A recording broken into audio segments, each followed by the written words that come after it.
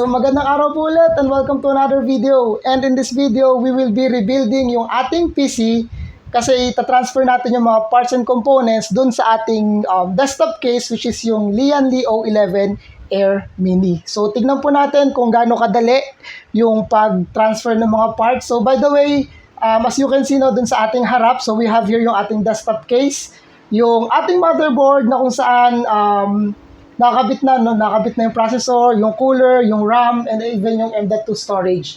We also have here additional storage para dun sa ating 2.5 and 3.5 na hard disk na storage at yung ating PSU.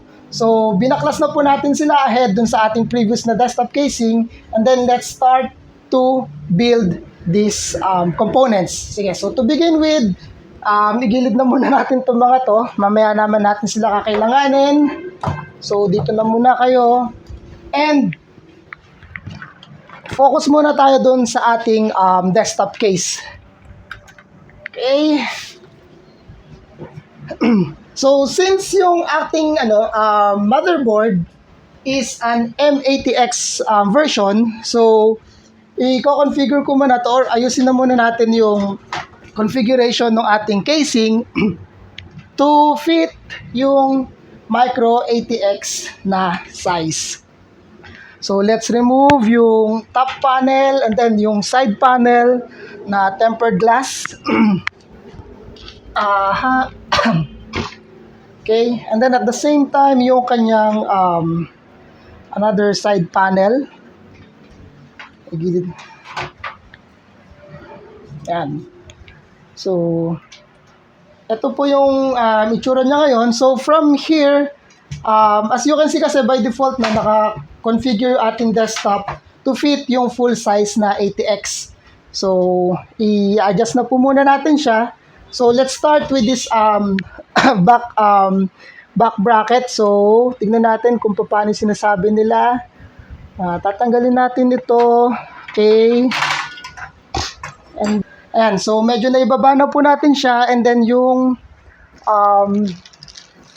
pinaka backplate, although pwede naman natin gamitin to, pwede na rin naman natin sigurong gamitin with same with this one, pero para medyo maganda tingnan. Total, ito naman talaga yung purpose nitong piece of metal na ito. So, now that we have pushed back or na-configure na natin yung back panel, so ang next thing na gagawin naman natin is yung standoff para dun sa latagan ng ating motherboard. So, i-realign po natin yon to fit yung ating micro ATX na configuration. So, kung makita po ninyo, meron siyang standoffs dito na dyan nakakabit yung ating motherboard. So, to set up yung ating standoff dun sa ating micro ATX, so inside this case, meron po kayong makikita rito na configuration kung gagamitin yung board is an ATX or an micro ATX na size. So, i-adjust po natin yung mga standoff according to kung ano yung fit or kung ano yung size ng ating motherboard. So, what's good thing with this case is that meron siyang additional tool para madaling i-manage yung ating mga standoff. So, meron siyang parang shell dito na ilalagay mo lang dun sa taas, and then habang nililipat po natin, let's adjust those standoff. So, now that we have mounted yung ating standoff, so naka-configure na po, naka-align na po yung ating back panel at pati yung ating standoff para dun sa micro ATX size na motherboard. So, i-fit na po natin yung ating motherboard dun sa case. So, ito po yung ating motherboard. So, i-align na lang po natin yung mga screw holes nito doon sa ating motherboard, and which is, let's see kung tama na yung adjustment natin. Okay. So,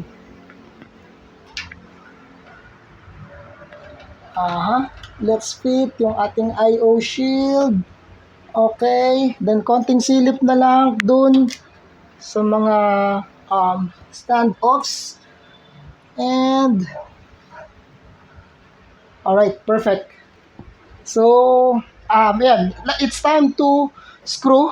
Okay, i-screw na natin yung ating motherboard doon sa case para mag-fit na siya. So, make sure lang po, no? So, siguro, make sure na kapag nagbe-build kayo, at least yung screwdriver ninyo is yung magnetic yung tip para maiwasan natin na yung accidental na drop ng mga screws.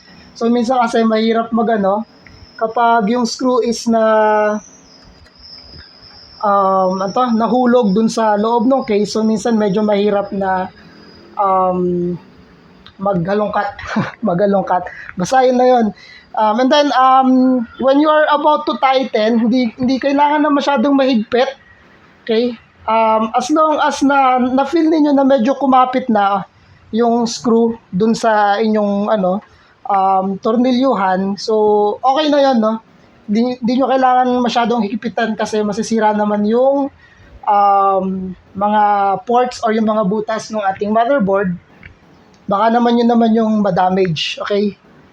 So, after we have mounted yung ating motherboard dun sa ating desktop PC case, so, ikabit na natin lahat ng mga cables na supposedly connecting dun sa ating mga ports. So, for the meantime, let's put every cable dun sa back part ng ating desktop case. So, lahat ng mga nakalitaw na cables, padaanin ko muna rito sa likod, lahat. And later, saka natin ayusin yung kanyang appearance.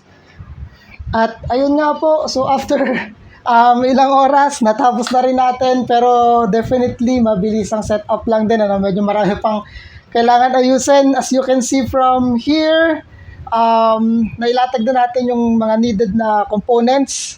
And then, at ganito yung itsura ng ating likod. Ayan yung kanyang kinahinatnan. Okay, so isasara na lang natin, tapos itatry natin na i-power up yung ating system maya-maya. So, just to summarize lang din what I did. So, first, in-adjust natin yung back panel para mag-fit dun sa micro ATX na size. And then, yung standoff, ganun din, in-adjust natin from full ATX to micro ATX na size. And then, sinalpak na natin yung motherboard. And then, after that one, yung mga fan headers, kinabit natin yung mga fan headers para sa CPU cooler, yung para sa rear fan, at saka yung para dun sa front intake na fans natin. And then after that one, yung mga cables para dun sa kanyang I/O port, no, yung power switches, yung USB. Okay, so kinabit natin yon, yung USB, yung HD audio, at saka yung kanyang power LED, and then yung power button switches, power switches.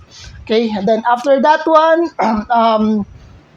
isinalpak na rin natin yung PSU. Okay, and then after the PSU, after we mount yung PSU dito, we connected yung power, yung CPU power sa upper part, and then after that is yung power para dun sa kanyang motherboard, right? And then after nung PSU, i-mount naman natin yung hard disk.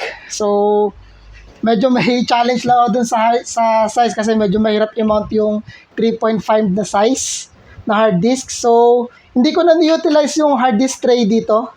Ginawa ko na lang yung excess na cable para sa PSU. Doon ko na lang din ipinasok.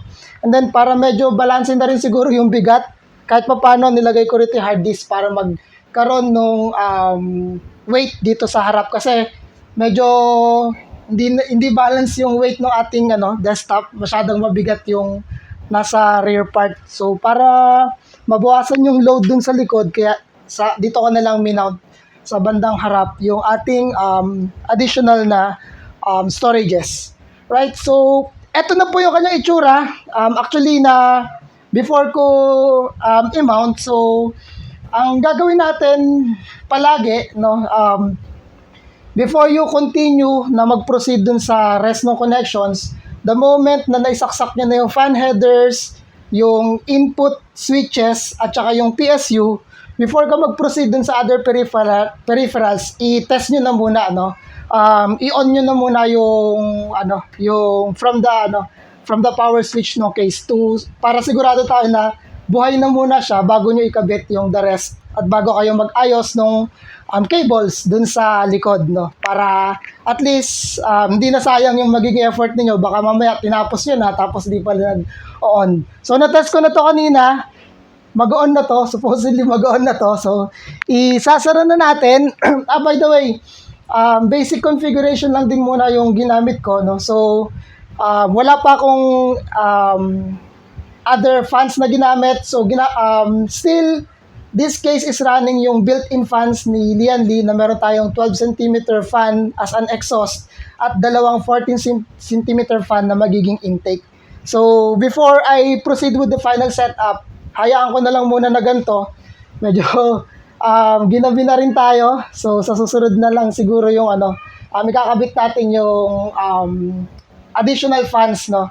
Additional fan configuration para dito sa setup na to. Actually, yun yung talagang gusto kong setup. Pero dahil masyado na mahaba yung nangyari, ganito na lang muna. And then tignan natin kung ano yung performance or thermals ng desktop with the current fans na na-configure. Right? So, i-close na natin. Simulan natin dito sa rear part. Bigat. Paganahin na lang muna natin siya ng ganito. Okay, so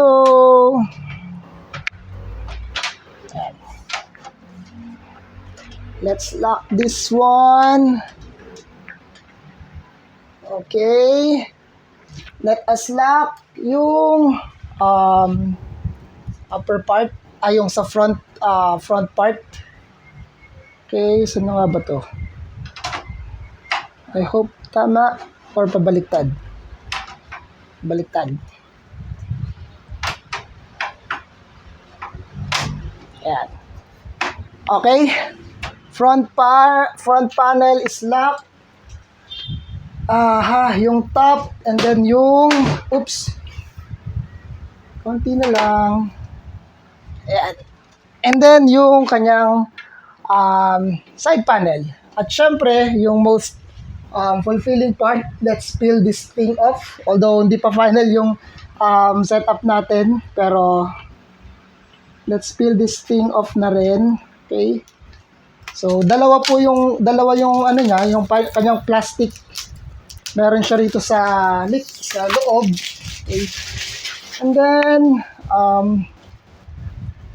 kabit na natin 'to.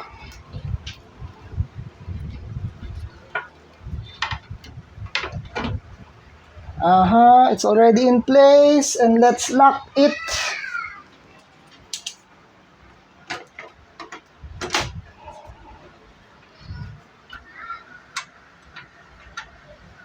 Alright. So let's try to power it on again. Saksak natin yung power cables. Okay. Turn off yung PSU. Naka-on na nga ba? Alright. So buhay na siya. So let's power it up and there you go. Okay, and for the last part, let's pull this thing off. Yan, ulit pa. And this is now our new setup. Okay, so ano ko na lang siya, ilalatag ko na lang siya dun sa baba doon sa ating desktop unit, and then para masubukan na rin, we will see kung ano yung magiging performance, kung gaano ba talaga effective yung kanyang air cooling as we go along, no? Before we proceed dun sa ating final na setup. Okay, so as you can see, ayan na yung itsura. Hopefully medyo malinaw yung dating dyan, pero medyo messy. Medyo messy pa yung ilalim tsaka yung upper part. Let's see kung paano natin yan may improve pa, no, once we put yung final configurations together with the additional fans. So that's it for this video. And finally, magagamit na natin yung atong bagong case. So excited din ako to see how this thing performs at kung ano yung itsura niya dun sa ating computer or sa PC setup. Alright, so maraming salamat po for tuning in. This is our Lian Li O11 Air Mini. Thank you and God bless.